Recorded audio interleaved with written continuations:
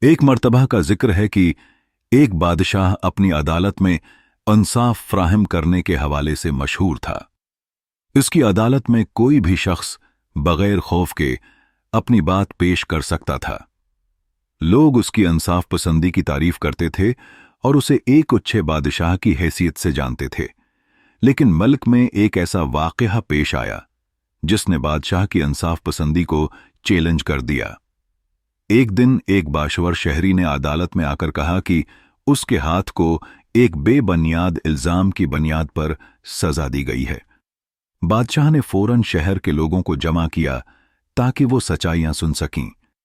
عدالت میں موجود لوگوں نے زبردست ہنگامہ کرنے لگے اور سب کی توجہ کی گئیں۔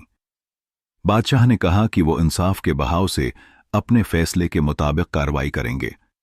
جب وہ سن رہا تھا تو ایک شخص نے کہا کہ واقعی کچھ لوگوں کی طاقت اور اثر و رسوخ سے بادشاہ کی حیثیت میں مشکل ہو رہی ہے۔ بادشاہ نے سنا اور وعدہ کیا کہ وہ ہر صورت میں سچائی کو سامنے لائے گا۔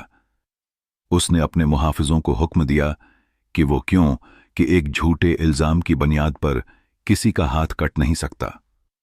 بادشاہ نے انصاف کی بنیاد پر فیصلہ کیا کہ اگر واقعی اس شخص نے کچھ غلط کیا ہے تو اس کی سزا دی جائے، ورنہ اس کو آزاد کیا جائے گا۔ کچھ دنوں بعد تحقیقات کے نتیجے میں یہ ثابت ہوا کہ الزام بالکل بے بنیاد تھا۔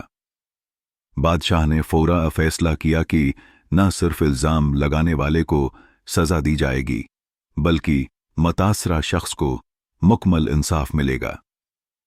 اس نے یہ بھی کہا کہ اگر کسی کے ہاتھ سے بیجا بہتری کی ضرورت ہو تو اس کے ہاتھ بھی نہیں کٹنے چاہیں۔ بادشاہ نے اپنی احتیاط کا مظاہرہ کرتے ہوئے انصاف کی علامت کے طور پر خود ہی اپنی آنکھوں کے سامنے محکوم فرد کا ہاتھ کٹنے کا حکم دیا اور کہا کہ وہ بجائے اپنے ہاتھ کاٹے ہماری غلطی کے باعث اس کے ہاتھ نہیں کٹیں گے۔ یہ واقعہ بادشاہ کی انصاف فراہم کرنے کی قابلیت کا عکاس تھا۔ لوگوں نے بادشاہ کی اس خوبصورتی اور انصاف کی قدر کی۔